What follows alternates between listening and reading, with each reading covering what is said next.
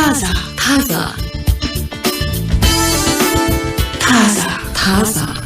ሰላም አድማጮቻችን እንደምናላችሁ ታዛ ፕሮግራም ጀመረ ትግስት በጋሻውና ጸገነት ላቀ አብረናችሁ አለን ወሬዎችም ተመርጠዋል ያው ከኛ ጋር እንድትሆኑ በአክብሮት እንጋብዛለን እሺ ስለ ኦቨር ኮንሰምፕሽን ብናወራስ ከሚገባው በላይ መሸመት መግዛት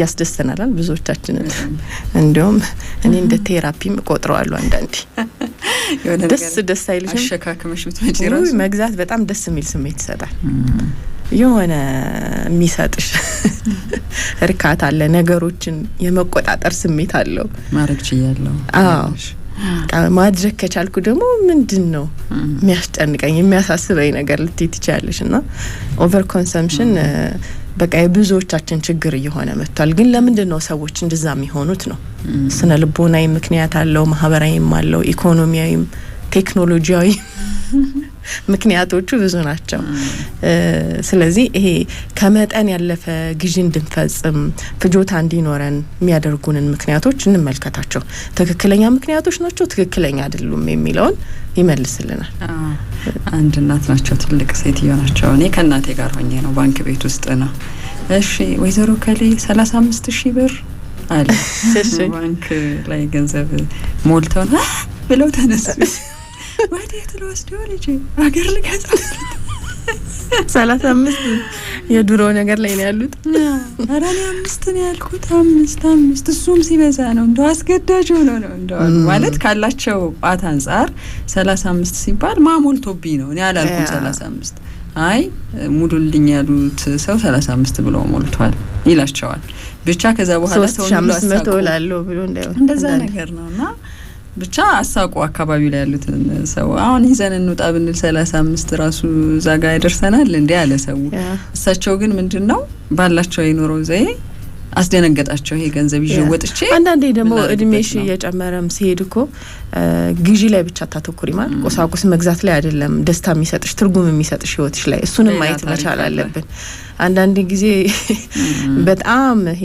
እንደዚህ አይነት ኦቨር ኮንሰምፕሽን ውስጥ ምንገባው ከሚገባው በላይ ወጪ ማውጣት ላይ ምንገባበት ምክንያት አንዱ ለሌሎች ነገሮች ትርጉም ማጣትም እንደውም አንዳንድ ጥናተኞች ምን ብለው ይከራከራሉ ሰዎች እንደዚህ አይነት ባህሪ ውስጥ እንዲገኙ የሚያደርጋቸው አይዞሌሽን ነው ይላሉ መነጠል ከብዙ ነገሮች መነጠል ከግንኙነት መነጠል ትርጉም ከሚሰጡሽ ነገሮች መነጠል አላማ ያለው ህይወት ምንድነው የሚለውን ነገር ካለማወቅ ሰዎች በእነዚህ ነገሮች ውስጥ እንዲያውም ዘላቂና በጣም ትርጉም ያለው ለውጥ ማምጣት ይችላሉ እርካታ ማግኘት ይችላሉ ደስታ ማግኘት ይችላሉ ግን እነዚህ ነገሮች ያጣሽ ስትሄጂ አንሰርቴኒቲ ራሱ ማለት ነው ነገ ምን እንደሚሆን አላቅም የሚለው ነገር መተንበያ ለመቻል ሁኔታዎችን ነገሮችን በግዢ እንድታካክሹ ያረጋሻል በቃ ገንዘብ በማውጣት በመግዛት ነገሮችን የተቆጣጣርሽ ይመስልሻል እና እንግዲህ በእድሜ የገፉ ሰዎች ይሄ በየገበያው እየሄዱ በመሸመት ገንዘብ በማውጣት በመብላት በመጠጣት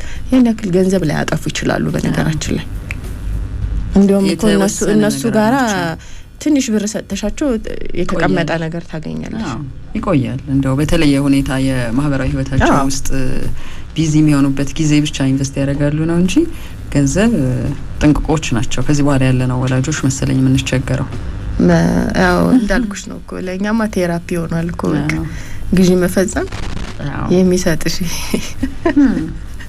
እርካታ አለ ደስታ አለ ልጆች ያስገዙሻል ማህበራዊ ህይወትሽ ያስገዙሻል ልጆቹ ራሱ እንደዛ ይሆኑ ነው ያስገዛሻል ብዙ ነው የሚፈነጥዙት ያው የልጅ ባህሪ ነው በርግጥ አዳዲስ ነገር ስገጅላቸው ከዛ መልሰው ደግሞ እንደገና ግዢ ይሉሻል እኛም እንደ ልጆች እኮ ይሆነን ነው አይደል የሆነ መጫወቻ ትገዣለሽ በጣም ጓግተው ወደውት ከዛ አንዱ ለቀን 3 ቀን ከተጫወቱ ፍቅሩ ያልቃል እንደገና ደግሞ ሌላ ግዢ ይሉሻል ስለዚህ እንደ ትልቅም ሰው እንደ ዋቂም ሰው እኛ በቃ ለተወሰነች ለአጭር ጊዜ እርካታና ደስታ ሁሌ ግዢ በመፈጸም ላይ ነን ገንዘብ በማውጣት ላይ ነን የሚለውን የሚያሳይ ነው እንደ ህፃን መሆን ይሻላል ወይስ እንደማማ ሀገር አልገዛበት ምን ያረግልኛል 35000 ብር እንደሆነብኝ ነው ትልቅ ነገር አጋጥሟቸው ነው የሚያወጡት ያንን ራሱ እኮ እንዳወሩትና ተሳቀ ብቻ እዛ አጠገብ ሆኖ እኮ 50000 ብር ለሆነች ነገር የሚያወጣ ሰው ይኖራል ምን ሰጠው ትርጉም እንዳለ ነው ግን ሰብሰብ ይላሉ እነሱ ብዙ ጊዜ ብዙ ነገራቸውን ስናየው ሰብሰብ።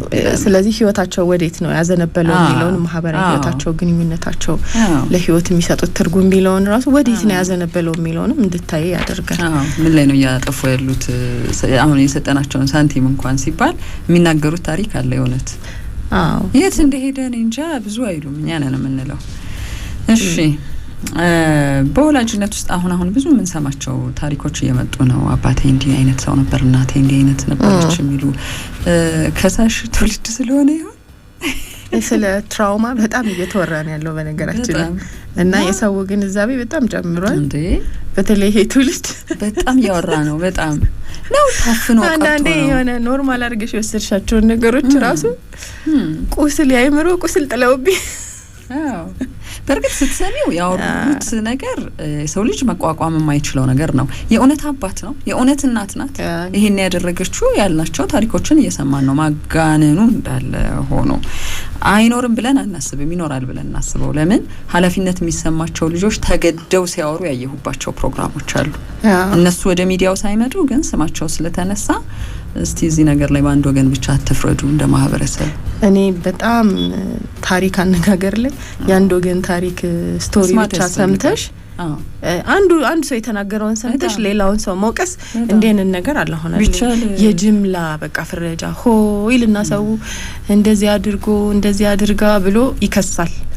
ተበድያለ ያለውን ሰው በዳዮች እነዚህ ናቸው ብሎ ያላቸው ሰዎች ይከሰሳሉ በሌሉበት።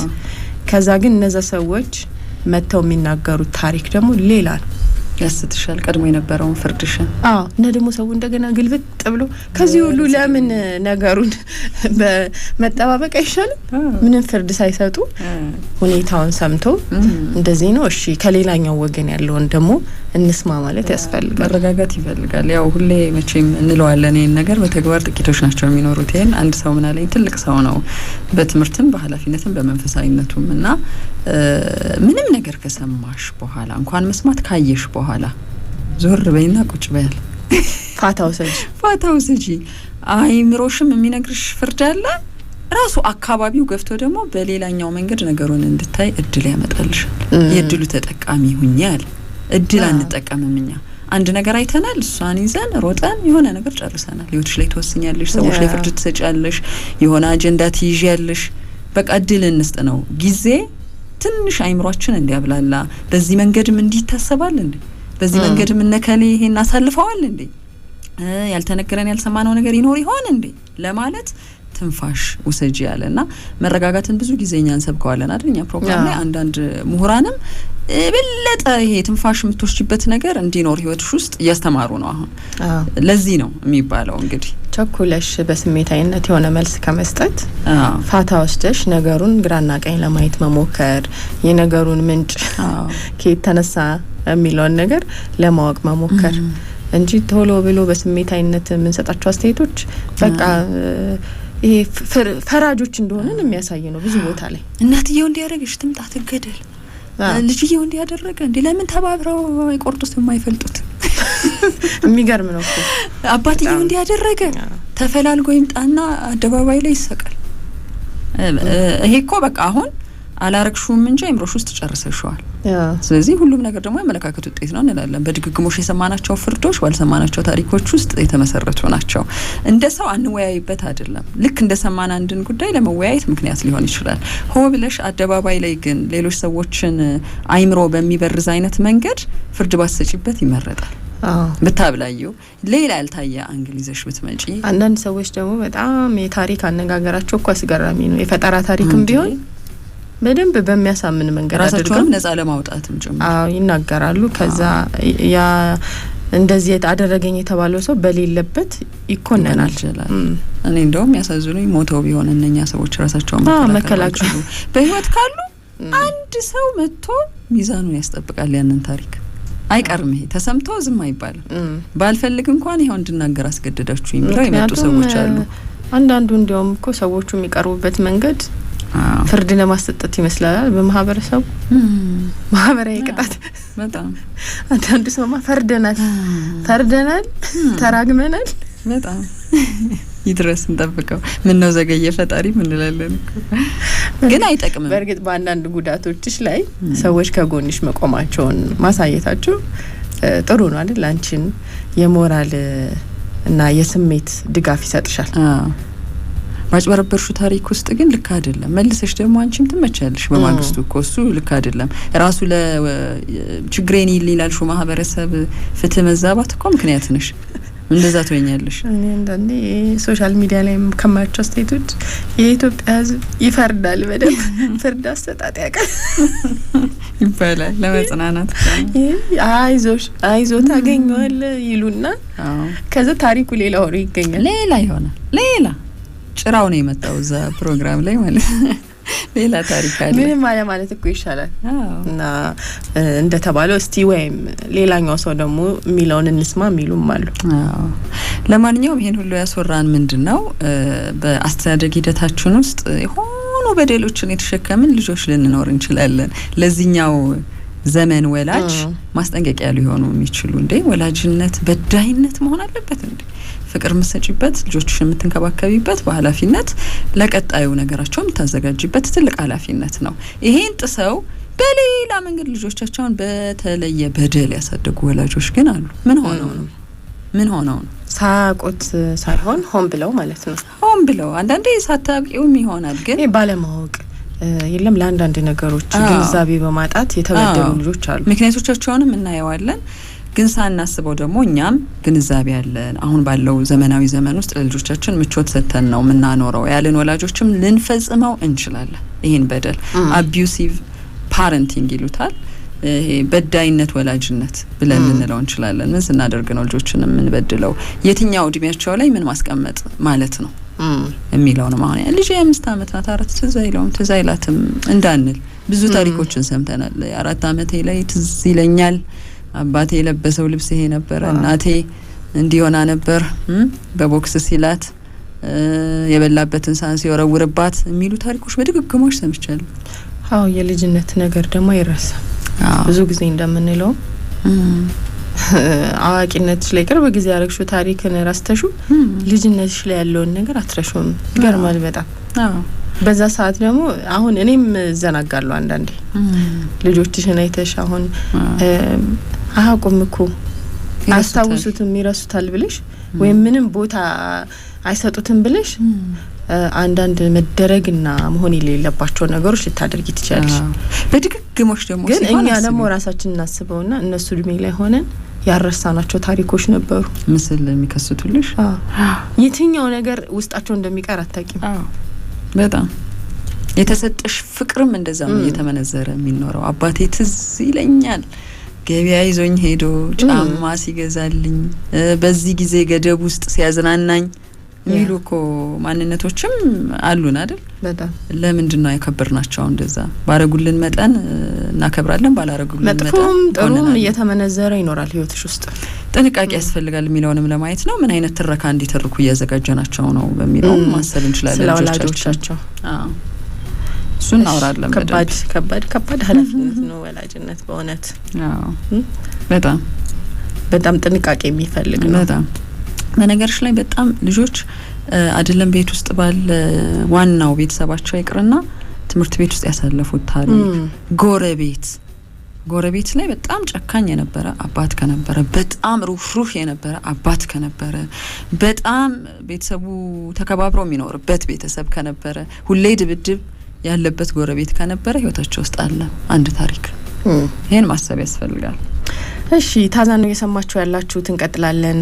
አስተዳደጋችንን ስንፈትሽ ክፉን ነገር እንምዘዝ ካለን አይምሯችን አከታትሎ ያመጣልናል ክፉን ነገር። ለምሳሌ በጣም ጨከን ብለው የቀጡን ቅጣት ጎልቶ ሊታወሰን ይችላል። በጣም ብዙ ርህራሄ ነበረበት አስተዳደግ ሊጠፋ ይችላል ከአይምሯችን ውስጥ። ለምን? በልዩነት አንዳንድ ሰዎች እንደዛ ሲያወሩ ሰማለሁ።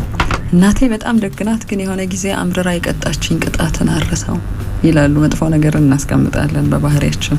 ለረጅም ሰዓት የቀጠቀጠኝ አባቴ ወይ ታላቅ ወንድሜ በጣም ያዋረደኝ የሆነ ቦታ ላይ ጓደኞቼ መካከል ልትይ ትችያለሽና ከባድ ነው። ጥንቃቄ የሚፈልግ ነገር አለው። ጥንቃቄ ይፈልጋል ብለን የምንለው ሰዎች ሩቅ የመሰላቸውን ጊዜ እንደ ትላንት የሚያስታውሱበት የልጅነት ጊዜያቸው በኃይል የተሞላ አይምሯቸውን ንጹህ የነበረበት ጊዜ፣ ፍቅርን የሚፈልጉበት፣ እንክብካቤ፣ ደህንነትን፣ ዋስትናን አብዝተው የፈለጉበት ጊዜ በመጥፎ ነገር ሲሞላ ቀጣዩ ህይወታቸው ከባድ ስለሚሆን ነው። ብዙ ወላጆችን መጋፈጥ የሚያቅታቸው በኋላ ላይ ልጆች ካደጉና የራሳቸውን ህይወት ከመሰረቱ በኋላ ይሄን እውነታ አምነው መቀበል ነው። ከተቀበሉም በኋላ ጸጸቱም ከባድ ነው። በምን ታካክሽዋለሽ? አንዳንድ ወላጆች ደጋረኩ ይላሉ። አንዳንድ ወላጆች ደግሞ አልቀሰውም እግር ላይ ወድቀውም አይመለስም ያ ስሜት። በቃ ላንቺ ደስ ይበልሽ ነው እንጂ እኔ ጋር ቁስሉ አለ ማከም አንችልም ከዚህ በኋላ የተባሉ ወላጆችም ሊያጋጥሙ ይችላሉ። ይሄ ከባድ ነው። እንደ አዲስ ላካክሰውም ስትይ ብዙ ነገር አልፏል፣ አልቋል፣ ከባድ ነው። እሱ አይነት ነገር ይሆናል። ያው እኛ አሁን ወላጆች ስለሆንን ወላጅ ሆነን ሳናቀው እያደረግናቸው ያሉ ነገሮች ካሉ በበደል ነው ያደግነው ሊሉ ይችላሉ። አንዳንድ ይሄ በቅብጠት በበደል ነው ያደግነው የምንባልባቸው ክሶች አሁንም ህጻናት ሆነው የሚሉን ነገር አለ። ሁልጊዜ ትቆጭኛለሽ፣ ሁልጊዜ ትገርፈኛለህ፣ ሁልጊዜ ትጮህብኛለህ አይደለ ይላሉ። እሱን እያልን ሳይሆን ህይወታቸውን የቀየረባቸውን ነገር ብናየው መልካም ነው። አቢዩሲቭ ፓረንቲንግ ልጆችን እየበደሉ የማሳደግ ወላጅነት የተለማመድነው ነገር ሆኖ ላይሆን ይችላል። የምናደርገው ከየት ነው የመጣው? ለምንድን ነው የመጣው? እነማን ስለሆንን ነው እኛ መልሰን እዛ ላይ የምናደርገው የሚለውን ግን ማየት ጥሩ ነው። ወላጅነት ግን ደህንነትን፣ ጤናን፣ ፍቅርን፣ ምቾትን፣ ዋስትናን ከሌላ ሰው በተለየ ሁኔታ ለጥሩ ህይወታቸው መደላደልን የመፍጠር ኃላፊነት ነው። ይሄ ኃላፊነት በተቃራኒው ሲሆን ነው መበደል የሚባለው ነገር የሚመጣው። አንዳንድ ጊዜ ጎረቤት እንኳን በድሎኝ ማደግ የለብኝም የሚል ነው አይምሮ የሚነግረኝ። ጥሩ ነገር አድርጎልኝ ባልፍ፣ ጥሩ ነገር አድርጎልኝ ባድግ የሚል ስሜት አለን አይደለም? ወደዚህ ምድር እንድመጣ ምክንያት የሆኑኝ ወላጆች ያሳዳጊዎቼ ይቅሩና። ስለዚህ እንጠብቅ የነበረው ዋስትና፣ ምቾት፣ ፍቅር፣ ጤና መስጠት፣ ደህንነትን መስጠት፣ መተማመንን መስጠት ለምንድን ነው በተቃራኒው የሚሆነው? ፍጹም መልካም የሆነ አስተዳደግ አለን ባንል እንኳን እነሱ ሊያስታውሷቸው የሚገቧቸውን እነኚህን ነገሮች ባናደርግ ነው። አንደኛው አካላዊ ጥቃት። አካላዊ ጥቃትን ገና ከለጋ እድሜያቸው ከህፃነታቸው ጀምሮ እየፈጸሙ የሚኖሩ ሰዎች አሉ። አሁን ሶሻል ሚዲያ ከመጣ በኋላ ደፍረን እያየናቸው ያሉ የልጅነት ታሪኮች አሉ። ለምሳሌ ህፃኗ ልጅ ታለቅስ ነበረ። ሮጠን ስንገባ አባት እየቀጣ ነው፣ እናት እየቀጣች ነው። የምትቀጣበት መንገድ በኤሌክትሪክ ሽቦ ነው እና የሰውነቷ ተቆራርጦ ልጅቷ እናት ነሽ አባት ነህ ብለን ፖሊስ ጣቢያ ይዘን ሄደናል የሚል ታሪክ አይቻለሁ። አሁን በቅርቡ ፎቶዋንም አጋርተዋል። ግን አባት ነው እናት ናት።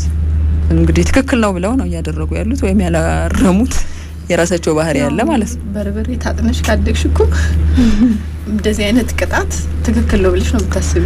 በቃ የልጅቷ ሰውነት እንዴት እንደሚያሳሳ 8 አመት 7 አመት ናት። እንኳን የሷ ሰውነት አንዳንድ ይሄ ማን ነው ህይወት የሌላቸው ነገሮች እንኳን እኮ ይቆራረጣሉ። በጣም ድብደባ ሲበዛባቸው ማለት ነው። እንኳን አይደለም የሰውነት ቆዳ። አካላዊ ቅጣት የምንለው ከቅጣት ጋር በተገናኘ ነው ጥቃቱ የሚመጣው። ጠቅም ያለው ብለው ሊከራከሩሽ ይችላሉ። ወይም ልጅማ እንዲህ ነው መቀጣት ያለበት ብለው የሚከራከሩ ሰዎች አሁንም ይኖራሉ በዚህኛው ዘመን። ከዛ ደግሞ የመጨረሻው ችግር ከማጋጠሙ በፊት ያለውን ነገር አያዩት። ለምሳሌ ዘጉኗል ሰውነታቸው፣ ጥርሳቸው ወልቆ ሊሆን ይችላል፣ የልጆቹ አጥንት ተሰብሮ ሊሆን ይችላል፣ ጥፍር ተነቅሎ ሊሆን ይችላል፣ ጸጉር ተቆራርጦ ወይም ተነቃቅሎ ሊሆን ይችላል። በአካል የምናያቸው እያንዳንዳቸው ነገሮች ደህንነታቸው መጠበቅ ሲኖርበት ከዛ ውጭ የሆነ ጉዳትን ሲያስተናግዱ ለምን ላንልም እንችላለን። ስናደድ በጥፍሬ ነው ይዤ በቃ ምነካክሳቸው ምቆራረጣቸው የምትል ወላጅ አይቻለሁ ሶሻል ሚዲያ ላይ። ራሴን አላውቀውም በቃ ስደበድባቸው ልጆቼን እና ያ የጥፍርና የምንድነው አካል ላይ ጥቃት የምታደርሽበት ነገር እንደው ስነ ልቦናውን እናቆየው ብንል እንኳን ምልክት ሆኖ ይቀራል። ልጆች ትምህርት ቤት ተቧጭረው እንኳን ሲመጡ ወይኔ ልጄ ቆዳ ተበላሸ እንላለን እኮ አብሯቸው ስለሚከተል። አካላዊ ጥቃት የምንለው እሱ ነው። ሌላኛው ይሄ ለመቅጣት በሚል መርህ ሁካታን በመፍጠር የቅጣት ሁኔታን የሚያስፈጽሙ ወላጆች አሉ። ቫዮለንት በመሆን ማለት ነው። ቅጣት አላማው ምንድነው? ብትቺ ተደማምጠሽ ተነጋግረሽ ግን ድጋሚ መፈጸም የሌለበት ነገርን ማልታገሰውን ነገር ማስፈጸም ማለት ነው ወደ መስመር እንዲመጣ እንጂ አንቺ የበጠበጥሽ ሀገር እያዝልኝ እያልሽ ሌሎች ሰዎች መተው ተደባድበሽ እቃ ሰብረሽ ቤቱን አውከሽ ጩኸቱ ብዙ ሰዎችን ሰብስቦ ላይሆን ይችላል። እንዲህ ትራውማ ውስጥ የሚገቡና ገብተው ትረካውን ያቀረቡ ሰዎችንም ሰምቻለሁ። አባቴ ተናደደ ማለት የወረዳው ሰው ያውቃል። እናቴ ተናደደች ወይም ቅጣት ጀመረች ማለት እዛ ግቢ ውስጥ ይኖሩ የነበሩ ሰዎች ሁሉ ተረብሸው ተሰብሮ መስኮት ገብተው አውጥተዋት አላቀውኝ አስበሽዋል። ቀጥሎ ምን ይመጣል የሚለውን በፍርሃት ነው የሚጠብቁት ማለት ነው። ይሄ ቅጣቱን እንደዛ የሚያደርጉ ወላጆችም ከሆነ ይሄ ታሪክ በህይወት ካሉ ልጆቹ ተርፈው ማለት ነው ከዚህ ሁሉ ሁካታ የሚከተል ይሆናል። በድግግሞሽ የሚጎዱ አስተያየቶችና ትችቶችን ልጥፍ በማድረግ ደግሞ የሚያሳድጉ ወላጆች ሆነ ሊሆን ይችላል። በድግግሞሽ ነው። አልፎ አልፎ መቼም ፍጹም አይደለንም እኛም እንደዛ ሆነን ስላደግን። በድግግሞሽ ሲሆን ግን ገና ከእንቅልፉ የተነሳ ልጅን በትረባ በትችት በሚጎዳ የስነ ልቦናን በጣም በሚጎዳ ቃላት ከሆነ እንደምን አደርክ ምለው ከባድ ነው። ከዛ ደግሞ ከቤት ይወጣል ይከተላል። ጎረቤት ነው አንገት አስደፍተሽ አንቺ አንገቱን ቀና የሚያደርግ የሆነ ከባቢ ውስጥ ይውልልኛል ያድርልኛል ይሰነብትልኛል አትይም። እንደዛ የሚያደርግ አባት እንደዛ የምታደርግ እናት ሆነን ከሆነ ምናልባት ግን እነኛ የሚጎዱት አስተያየቶች ትክክል ናቸው ብለው የሚያስቡ ሰዎች ስንሆን ነው ከባድ የሚሆነው። የእውነት እንደሚጎዱ እያሰብን መደጋገም ጭካኔ ነው። ይጎዳል ብለን ሳናስብ ሊሆን ይችላል። አንተ መልከጥፉ ተነሳ ከእንቅልፍ ቢሆን ለምሳሌ አባቴ መልከጥፉ ብሎኝ እንዴት ነው ሰዎች ላይ ግን አለ እኮ እንደዚህ አይነት ነገር ምን ይሆናል እኮ መሰለሽ ሁሉም ሰው ተባብሮ የሚያደርጋቸው ነገሮች ስሜት ላይ ጎዱ ይችላሉ። ሁሉም ሰው ተባብሮ የሚያደርጋቸው በሆነ ለምሳሌ አካልሽ ላይ የሆነ አለ ጉድበት በሚባለው እንደዛ እየተናገሩ እንደ ቅጽል ስም እየሰጡ ግንዛቤው በጣም ከፍ ብሎ ፍቅር ከማን ይሰጣል? እንዴት ይሰጣል? እንዴት ወላጆቼ ድጋፍ ይሰጡኛል? ሌሎች አብሬያቸው ትምህርት ቤት ሙላቸው ሰዎች ተቋም ውስጥ አብሬያቸው ሙላቸው ሰዎች ምን ያገኙ ናቸው ምን ያጡ ናቸው በደንብ የታወቀበት ጊዜ በደንብ አሁን እኮ ብዙ ተብሏል። በቃ ጥርሳቸው ወጣ ካለ ጥርሶ ብሎ ግን እንትን ያወጣሉ ቅጽል ስም ሻፎ እነዚህ ሁሉ ቃላቶች እኮ የሆነ እንዴት ነው እኔ በጣም ነው የሚገርመኝ እኮ ተለጥፈው ተሰጥተው ሰዎች አሁን አላወሩ የፍቅር ቋንቋ ራሱ ተደርገው ሊገለጹ ይችላል። ብዙ ግን አውርተዋል እነኚህ ሰዎች። እኔ ለራሴ ግምቴ ጥሩ አልነበረም። አንዲት በእድሜ ትልቅ ሴትዮ ቅድም እያሳየሽኝ ነበር ቲክቶክ ላይ የምናውቃቸው እናት አያቱ ናቸው ይሉት ሲያሳያቸው እንደ ሰልፊ ነገር አድርጎ እኔ ያልወደውም ራስ ፊቴ ይሉታል ይደነግጣል ልጁና ለምን እንደዚህ ታያለሽ እናቴ ብሎ ሲጠይቃቸው የመለሱት መልስ ከድሮም ጀምሮ መልከ ጥፉ ነሽ እየተባልኩ ነው። እድሜያቸውን ሙሉ እኮ ተከትሏቸዋል። እሳቸው እኮ አሁን የልጅ ልጃቸውን እድሜ ልክሽን ግን እንዲህ የተነገረሽ ያደግሽው ነገር ተከትሎሻል 70-80 አመት። ለምሳሌ አሁን እሷ እኮ ሞኝ ነች ሞኝ ምንም እኮ የምታውቀው ነገር የለም ተብለው ያደጉ ሰዎች በራስ መተማመናቸው በቃ በራስ መተማመን እንዳልነበራቸው ለብዙ ነገር እኔ ግን ብቁ ነኝ የሚለውን ነገር እየተጠራጠሩ እንደኖሩ ይናገራሉ። ኢንቴንሽኑም ደግሞ ይወስነዋል። አሁን አንዳንዴ እኔ ጎራዳ እኔ ጉርድርድ እያልኩ ልጄን ባሳድግ እኮ ከፍቅር የመነጨ ነው እናቴ ግን ጎራዳነት እኮ ትችት ነው አይደል? ትችት እየተናገረ ነው ፋክትም ቢሆን ነው ምልሽ የሆንኩበት መንገድ አሁን ቅድም ያልሹ ለምሳሌ ሞኝ ነው እኮ ምንም አያውቅም የኔ ልጅ አትንኩብኝ እሱን ማለትና እንደ ሞኝ ማለት አንድ አይደለም። ኢንቴንሽኑ ከጥላቻ ትችት ዝቅ ያለ ስሜት እንዲሰማሽ እንደው ምን ይዘህ ነው ከፍ ያለ ስሜት ውስጥ ያለኸው ምንም የለህም አይነት ሲሆን ልዩነት ይኖረዋል። በነገራችን ላይ አሁን የምንላቸው ነገሮች ሰዎች በቀላ ውስጥ እንዲገቡ ካደጉ በኋላ የባህሪ ማፈንገጥ እንዲኖራቸው ግዴለሽ እንዲሆኑ ተስፋ እንዲያጡ ድብት እንዲሰማቸው የመማር ችግር እንዲያጋጥማቸው ለርኒንግ ፕሮሰሳቸው ትክክል እንዳይሆን ማለት ነው። የመማር ችግር ምን ማለት ነው? መሰረታዊ ትምህርት እንዳለ ሆኖ ከአካባቢያቸው ከማህበራዊ ህይወታቸው ከቤተሰቦቻቸው አንድም የምንማረው በፍቅር በክብር በጥሩ መንፈስ ስንኖር እኮ ነው ትምህርት የሚገባን። ብዙ የመማር ችግር መነሻዎች አስተዳደግ ችግሮች ይሆናሉ። በራስ መተማመን እንዲጠፋ፣ ጥገኝነት፣ ዋስትና ማጣት፣ ሌሎች ሰዎችን አለማመን፣ እናቴን አባቴን ያለማንኩ ማንን አምናለሁ ቀጥሎ በግንኙነታቸውም ጭምር መተማመን እንዳይፈጠር ምክንያታቸው ነው ብለው ያወሩ ሰዎችም ጭምር ናቸው። ሌላኛው ልጆችን በሌሎች ፊት ማሸማቀቅ ማዋረድ ቅድም ካልነው ነገር ጋር የሚሄድ ነው። ማናቸውም ልጆች በየትኛውም እድሜ ውስጥ ያሉ ልጆችን አይተሽ ከሆነ በሌሎች ሰዎች መካከል አንቺ ደጋፊያቸው እንድትሆኝ ይፈልጋሉ። አፈንግጠው ይሄ አትቆጫቸው መስመር አታስይዣቸው ሳይሆን ሆን ብለን አታክ የማድረግ እናትሽ ናት ያዋረደችሽ ሰው ፊት፣ አባትሽ ነው ተከላካይሽ የነበረ ሰው ቅድሚያ ይሰጥሽ የነበረ ሌላው ሰው ሁሉ ሁለተኛ ደረጃ ላይ የተቀመጠ ነው። አንተ ግን ለኔ መጀመሪያ ማንነት ነህ ልትይ ሲገባ በተቃራኒው ስትሆኝባቸው በድግግሞሽ ይሄን የምታደርጊ ከሆነ ትምህርት ቤት ሄድሽ ይሄን የምትፈጽሚ ከሆነ ከጎረቤት ልጆች ጋር ይሄን ስታደርጊ የሚያዳምጡሽ ከሆነ ማሸማቀቅና ማዋረድም እንደዛው ከአቢዩሲቭ ፓረንቲንግ ስታይል ጋር የሚገናኝ ነው። ጾታዊ ግንኙነት የሚመስል ያልተገባ ነገር መፈጸም በተለይ ይሄ ሶሻል ሚዲያ ከመጣ በኋላ ያላየናቸው ነገሮች የለም ብለን ስንከራከርላቸው የነበሩ ነገሮች ሁሉ አሉ። ገደብ ካለማወቅ ሊሆን ይችላል። ምን ይደረጋል አይደረግም ካለማወቅ ጋር ሊሆን ይችላል። ይሄ ወደ ምን ሄዶ ተመልክቻለሁ። ሴክሹአሊ ባልተገባ መንገድ ልጆቻቸውን የሚያዘጋጁ ሰዎች አጥቂ ማንነት ያላቸው ናቸው። መድፈር አይደለም እሱ ያው ምንም አናወራለትም። ለምሳሌ ልጄ ስትለብስ ይሄ ልብስ አያምርም ብለው ያለ እድሜዋ ቀባብተው ሊሆን ይችላል። ሰውነቷን ቅርጿን የሚያሳይ ነገር አድርገው ሊሆን ይችላል። ሁሉ ጊዜ ስለ ልጅቷ ውበት እያሳዩ ኢንካሬጅ ማድረግ ራሷን እኔ በቃ የተለየ ሰዎችን አትራክት ማድረግ ኃይል አለ እኔ ጋር እንድትል በ8 አመቷ በ9 አመቷ ሊሆን ይችላል። ከዛ ሰዎች የሚያውቋት በዛ ማንነቷ ይሆናል። የህይወት አካሏ ሊሆን ይችላል ያ ታሪክ። ከዛ ኢንካሬጅ አድርጋኝ እኮ ነው እናቴ እዚህ ቦታ የተገኘሁት፣ አባቴ ኢንካሬጅ አድርጎኝ እኮ ነው እዚህ ቦታ የተገኘሁት የሚል ታሪክ የሚያወሩ ሰዎችም ገጥመውናል። ምናልባት እንግዲህ ውበቷን ላወራ ፈልጌ ነው ወይም ሰልፍ ስቲሟን ትልቅ ለማድረግ ፈልጌ ነው ምናምን ብለው ሊሉን ይችላሉ እኮ እነኚህ ወላጆች። ግን ያው ስህተት የሆኑ ደግሞ ለራስሽ ያለሽን የምትቀበይበትን መንገድ በተጋነነ መንገድ እንድታደርጊው እንደዛ አይነት ችግሮች አሉ። ፓወሬ መቀመጫዬ ላይ ብቻ ነው የምትል ልጅ ከሆነ የምታሳድጊው እንግዲህ እዛ ቦታ ላይ ነው የምትገኘው ማለት ነው። ሌላ ምንም ፓወር የላት። የፍቅር ታሪካቸውን ሌላ ደግሞ ለተሰማቸው ስሜት ሁሉ ከጎናቸው እንዲሆኑላቸው ሲፈልጉ ልጆቻቸውን እንደ ፓርትነሮቻቸው አርገው ያሳደጉ ሰዎች ደግሞ ልንሆን እንችላለን። አንዳንድ ጊዜ የፍቅር አጋራችን ወይም የትዳር አጋራችን ነው አይደለ ሁሉንም ያልተገደበ ነገር ማወቅ የነበረበት። ለልጆች ምን ከልለው ነገር አለ ሁሉ ጊዜ ለልጆች አይ ሊሰሙት አይገባም የምንለው ታሪክ አለ።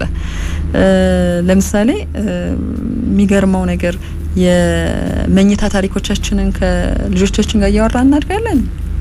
የመኝታ ታሪኮች አሉን፣ የስነ ተዋልዶ ጤና ጉዳዮች አሉብን፣ ከራሳችን የፍቅርና የህይወት አጋራችን ጋር የምናወራቸው እናቶች ሆነው ብዙ የሴት ታሪኮችን ከሴት ልጆቻቸው ጋር እያወሩ ባልተገባ እድሜና ሁኔታ ውስጥ የሚኖሩ ይሄ ያልተገደበ የፍቅር ታሪኮቻቸውን የሚያወሩ መቼ ከማጋ ምን እንዳረጉ ምን እንደሰሩ የቱ ቦታ ላይ እንደተሳሳቱ የትኛው ቦታ ላይ እነሱ አሸናፊዎች እንደነበሩ እየተረኩ ማሳደግም አቢዩዝ ተደርጊያለሁ እኔ አይምሮዬ ኢሞሽናሊ አቢዩዝ የተደረገ ሰው ነኝ የሚሉ ሰዎች አሉ። በነገራችን ላይ እሱ ታሪክ አስፈላጊ አልነበረም። ስለዚህ ባውንደሪ ያስፈልጋል ማለት ነው።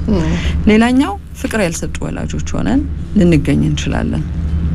ያላቀፉ ያላጠቡ ልጆቻቸው ቆሽሸው አንድም ቀን አጥበው አያውቁም። አንድም ቀን እየቻሉ ነው ግን እኔን ያላሉ በሆነ የስሜት መዋዠቅ ውስጥ ሲሆኑ ልጆቻቸው አደናቅፏቸው ቢወድቁ እኔን ያላሉ። እንግዲህ ፍቅር በብዙ መንገድ ይገለጻል፣ በተግባርም በሀሳብም። ንክኪ ያልነበራቸው ወላጆች ሆነን ሊሆን ይችላል። እኔ ትልቅ የሆነ ቁስል ኖሮኝ አታውቅም ነበር እናቴ ያለች ልጅ ታሪክን አውቃለሁ። ይሄ ቁስል ኖረ ያለችበት ቦታ እናትና ልጅን ማገናኘት የሚችል ዋስትና መስጠት የምትችይባቸው ንክኪንም ፍተሻንም ድጋፍንም ትፈልግ የነበረበት ቦታ ነው እና እናት ናት አታውቅም ይሄን እና ታወራዋለች። ልጆች ደግሞ በጣም ትኩረት እንድትሰጫቸው ይፈልጋሉ አይደል? ይጠይቁሻል እኮ ብዙ ነገር እንደዚህ አላልሽኝማ አላደነቅሽኝማ ጎበዝ አላልሽኝም እኮ አላየሽኝም እኮ የሚለው ነገር ተዋላ እንዲነቁ የሚያደርግናቸው እኛው ነን እኮ በነቁበት ደረጃ ደግሞ የምትነፍጊያቸው ነገር በተለይ ፍቅር ከሆነ ትክክል አይደለም ነው። ልጆችን አብዝተው የተቆጣጠሩ ወላጆች ሆነን ደግሞ ከሆነ ቁጥጥር ያስፈልጋል። አዎ እንደውም አሁን ለቀቅ ባለው ወላጅነት ማንነት ነው እየተተቸን ያለ ነው ብዙ ጊዜ ግን በፍቺ ውስጥ ባለፈ ወላጅነት ያልፋል ተብሏል። ይህን ጽሁፍ ሳየው አብዝተው የተቆጣጠሩት ለምንድን ነው?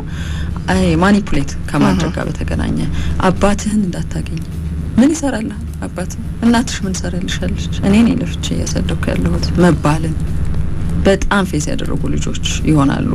እኔ ያልኩትን ብቻ ነው የሚሆነው፣ በእኔ መርህ ብቻ ነው። የእሱን አንድም ነገር እንዳትቀበይ፣ የእሷን አንድም ነገር ህይወት ውስጥ ይባላል። አልፎ ተርፎ ደግሞ እየከበደ ሲሄድ ልጆቻቸውን የሚቆጣጠሩበት የመጥፎ ታሪክ አካሄድ ይኖራቸዋል። እሱ ማለት እንዲህ ነው፣ እሷ ማለት እንዲህ ናት እየተባሉ ይኖሩና ስለ አባታቸው ስለ እናታቸው ዘግተዋል፣ ጨርሰዋል ነው። ሌላው ደግሞ ወላጆች በምን እንደሚናደዱ መተንበይ እንኳን የማይቻልበት ባህሪ ኖሮን ልጆቻችንን እያሰቃየን ስንኖር መተንበይ አለባቸው። ወላጆች ትናደዳለች ይሄን ካደረገች መተንበይ ይሄን ካደረኩ አይነት ለምንድነው የባህሪ ደረጃ አውጥተናል፣ የሚደረግ የማይደረግ ትምህርት ሰጥተናል፣ ያነቃናቸው ደረጃ አለ፣ መስተጋብራቸው ላይ፣ እንቅስቃሴያቸው ላይ፣ ስሜታቸው ላይ፣ ከኛ ጋር ባላቸው ግንኙነት ግን በዛ የተባለ ጥንቃቄ እያደረጉ ይኖራሉ። በውጥረት በፍርሃት በመንዘፍዘፍ የቱ ቦታ ላይ ቦምብ ትሆናለች እናቴ ያለቅ ምናልባት ጥሩ ብለው ያደረጉት ነገር ሊሆን ይችላል ቦምብ የሆንኩት አባትም ልክ እንደዛው። ስለዚህ የሆነ የሚፈነዳ የተጠመደ ቦምብ አለ እዚህ ቤት ውስጥ አላቅም መቼ እንደሚፈነዳ በሚል ስሜት ውስጥ ይሄ እንግዲህ ከራሳችን ባህሪን አለመግራት ጋር የሚገናኝ ነገር አለው። ሌላኛው ለኑሮ መሰረታዊ ነገሮችን ለልጆች በማሳጣት ውስጥ በድህነትና በኢኮኖሚ አይደለም እናወራው። ይሄንን ለኑሮ መሰረታዊ ነገሮችን ለልጆች በማሳጣት ምክንያቱ ብዙ ነው። አንደኛው በእልህ እናትና አባት የሚያደርገው እልህ ልጆችን ያለ ነገር ሊነፍግ ይችላል። በሱስ አብዝታ የምትሰጠው ለሱሷ ከሆነ እናት ቅድም ላልነው የግዢ ሱስም ሊሆን ይችላል። አባት መጠጡ ይሻላል እንዴ ልጅ ጫማ ያስፈልገው ነበር፣ ቦርሳ ያስፈልገው ነበር፣ ሳይጠየቅ መሙላት የነበረበት የአባትነት ግዴታ ነበረበት። ግን እሱ ውጪ ለሚያደርጋቸው ነገሮች ነው ቅድሚያ የሚሰጠው ነው። በስንፍና ቅድሚያ መስጠት የኖረብን ካላረግን ጭካኔን ተለማምደው የሚኖሩ ሰዎች አሉ። አንድ ጫማ መቀየሪያ አጥቷል ልጁ ምን አባቱ እያለ ሊሆን ይችላል። በራስ ወዳድነት ሁልጊዜ ወላጅነት ቅድሚያ የሚሰጠው ነገር ምንድነው? ልጅ ነው፣ የልጅ ፍላጎት ነው ብለን አይደለም የምንኖረው። የራስ ወዳድነታችን ደረጃ ከፍ ሲል የራሳቸው ጉዳይ ልንል እንችላለን። ወደ ራስሽ ጥቅም ፍላጎት የተባለው ነው ከሆነ በጣም መዝናናት ላይ ብቻ ትኩረት የምታደርጊ ከሆነ ያው የልጆች ደግሞ ፍላጎቶች ይረሳሉ፣ ይዘነጋሉ። አንዲት ሴት ከውጭ ሀገር ሆና ተደውሎላት ስለ አባቷ ስታወራ ሰሞኑን ነው የሰማሁት። ሁልጊዜ አዲስ ጫማ ይዞ ይገባል። ሁልጊዜ ለራሱ ነው። የልጁ ጫማ አልታየም፣ ተቀዳዷልና ከእነንትኑ ነው የምታስረዳው አይነቱ ምን አይነት እንደነበረ ያረጉት የነበረው ከእህቷ ጋር ጫማ ተቀዷል፣ ያቃጥላቸዋል፣ እግራቸው ውጪ ይረግጣል። ከዛ የአባታቸውን ጫማ ዋው ብለው ሲያዩ ሁሉ አይፈቀድም ማየት ያንን ጫማ እንዴት ቶርች እንደሚያደርጋቸው አስቢ። እና በቃ አትረሳውም። ህመም አለ፣ ያልተፈወሰ ህመም፣ ልብስ፣ ምግብ። አሁን ልጆችሽ ርቧቸው አንቺ የሆነ ነገር ጠቅለለሽ ይዘሽ መተሽ ስትበይ ልጆችሽ ናቸው ግን ዘር በሉ ከዚህ እንዴ ኧረ የከባድ ነው ቲጂ ኩታራ ብለሽ ነገር ከፍተሽ ስላለ ነው። በእውነት አለ ተደብቆ በልተው ይመጡ ይሻላል። እነኚህ ልጆች ያድጋሉ። አይ በልተውም ደግሞ እዛ እየተበላ ያለውን ቁራሽ እንጀራ ወይም ዳቦ የሚሳደቡ የሚያጣጥሉ አንሱልኝ ከዚህ ምግብ ነው ይሄ ብለው የሚወረውሩ ብዙ ታሪኮችን ግን አዳምጫለሁ። ይገርማል። ልጆችን በጣም በማለያየት ተመራጭ ልጅ በተለየ መንገድ እየተጋነነ ፕሮሞት የሚደረግበት ቤት ውስጥ አድገን ከሆነ ደግሞ አለ የእናት ፋቮራይት የአባት ፋቮራይት ይባላል። እኛም ሳናስበው ይሄን እንላለን። ግን በተለየ ሁኔታ ሌላውን ደግሞ እያጣጣሉ የሚለው ሲጨመርበት ታናሽ ታላቅ እየተባለ በማነጻጸሪያ የልጆቻቸውን ጉልበት፣ ገንዘብ፣ እድል አቢዩዝ ያደረጉ ለምሳሌ አንድ የሰማሁት ታሪክ አባት ለልጆቻቸው ንብረት ገዝተው ነበረ በፍትሃዊነት እኩል እንዲኖሩበትና እንዲተዳደሩበት። ሲሞቱ ንብረት ተሸጠ። ንብረት ሲሸጥ ከስር ያሉት ሁለቱ ልጆች መወሰን በሚችሉበት እድሜ ላይ አልነበረም። የፍትሃዊነትን ጉዳይ ግን አሳይመንት ሰጥተው ነው ያለፉት አባት። አሁን ስለ ንብረቱ አይደለም፣ ንብረቱ ተሸጦ 100 ብር ይመጣል 100 ሚሊዮን ብር ሳይሆን እድሜያቸው ሲደርስ በፍትሃዊነት መጠቀም የሚችሉበት እኩል ተነጋግረው የተባለበት ነገር ነው። ሁለቱ ልጆች ግን ተነጠቁ ማለት ነው ንብረታቸውን። ይሄን ወሬ ያወሩ። የሚገርምሽ ተነጥቀናል፣ አድቫንቴጅ ወስደዋል ከላይ ያሉት ታላላቅ ልጆች ምንም ሳያስቀሩላቸው። መልሰው ደግሞ ያንኑ በደል ተበደልን ብለው ያወራሉ በየሚዲያው እየዞሩ። ፋክቱ ግን እነኚህ ሁለት ልጆች ላይ በኋላ ላይ በራሳቸው ጥረት እኮ አግኝተውታል። ግን ምንም እርሾ አልነበረም ማለት ነው። እርሾ ተበልቷል በቀደሙት ልጆች ማለት ነው። ይሄ አይነት ታሪክ ሊኖር ይችላል። በብዙ መንገድ ታሪካቸውን የተናገሩ ሰዎችን እየተመለከትኩ ነበር። ሌላውም ዓለም ላይ ልጆችን ማነጻጸር፣ በቃላት መውቀስ፣ ስድብ ያረሷቸው ነገሮች ናቸው። እርግማን፣ ልጆችን መውቀስ፣ ከዛ ውጪ ደግሞ ከሞራል ያፈነገጠና ህገ ወጥ የሆነ ድርጊት ሲያደርጉ ማበረታታት። ያኔ ብትቀጣ ይኖረው እናቴ፣ ያኔ ባያበረታታ ይኖረው መገኛዬ እዚህ ቦታ አይሆንም ነበር፣ ያበረታታችኝ እዚሁ ህይወት ውስጥ እንድገኝ ነበር እናቴ፣ ስለዚህ አቢዩዝ አድርጋኛለች ብለው ያሉ። ተጠቃሚበት እንጂ እንዴ ሴትነትሽን ተጠቃሚበት እንጂ አይነት ግን ወደ መጥፎ ነገር ሊወስዱሽ የሚችሉ ምክሮችና ማበረታቻዎች ይኖራሉ። ከሊት ልጅ ካንቺ የበለጠ ውበት ኖሯት ነው፣ ግን ይሄው ተለወጠች። ጸጉሩንም ተሸክመሽው ነበር፣ አፍንጫውም ይሄ ነበር የሚባሉ ታሪኮች አቢዩዝ የተደረጉባቸው አስተዳደግ ሂደቶች አሉ።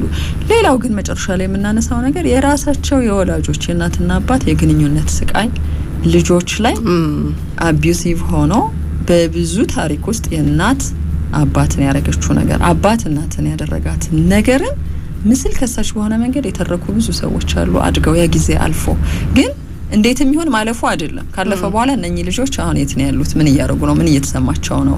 ለአባትነት ለእናትነት እንዴት ነው ራሳቸውን ያዘጋጁት? ከዛ በምንም ነገር ምቾት ውስጥ ሆነው ሁሉ ያስቃይ ያለቀቃቸው ልጆች ተፈጥረዋል። ለምሳሌ ያልተከባበሩ ወላጆች፣ የሚሰዳደቡ፣ የሚናናቁ፣ እቃ የተወራወሩ፣ የሚደባደቡ፣ አሉታዊ ተግባራትና ቃላትን በየጊዜው ልጆቻቸው ፊት እየተነጋገሩ የሚኖሩ ወላጆች የፈጠሯቸውን ያሳደጓቸው ልጆች ብዙ ታሪኮችን ተናግረዋል። አባት እንዲህ ሲያደርግ እናቴን ትዝ ይለኛል፣ እናት ያለቀሰችው ለቅሶ፣ እናት በቦክስ የተመታችበት፣ እናት አባትን የሆነ ነገር ያደረገችበት፣ ሰው ፊት ተሰብስቦ አባቴን ያዋረደችበት መንገድን አረሳውምና ሁሌ ነበር ሰው በተሰበሰበበት የምታዋርደው የሚሉ ታሪኮችን፣ በገንዘብ መበደልን፣ ድጋፍ በማሳጣት የስሜት ችሎታን ማሳደግ ማስተካከል ላይ። ከዛ ውጪ ደግሞ ለምሳሌ አባት ግን አሁን የኛ ማህበረሰብ ልጆች አድገው እንደዚህ አይነት ነገሮችን ሲናገሩ ልጆችን መልሶ የመወንጀል አይደል?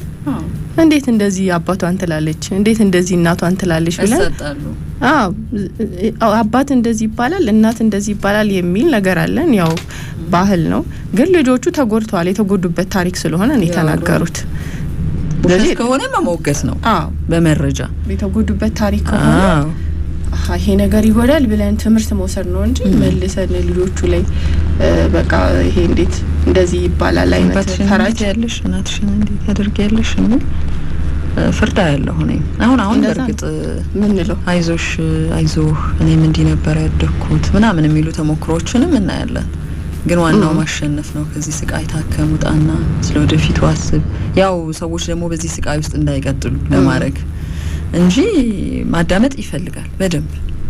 አንድ ሰው አባት ስለሆነ ብቻ ሁሉንም ጥሩ ነገር አድርጎ አልፏል አይባልም። እናትም ስለሆነች ብቻ ምናልባት ሌላ ሰው ማያረጋውን ባዳ ማያረጋውን ነገር አርጋ አሳድጋ ሊሆን ይችላል። በማወቅም ባለማወቅም ቅድም እንዳልነው። እሺ ታዛ ነው እየሰማችሁ ያላችሁ። ታዛ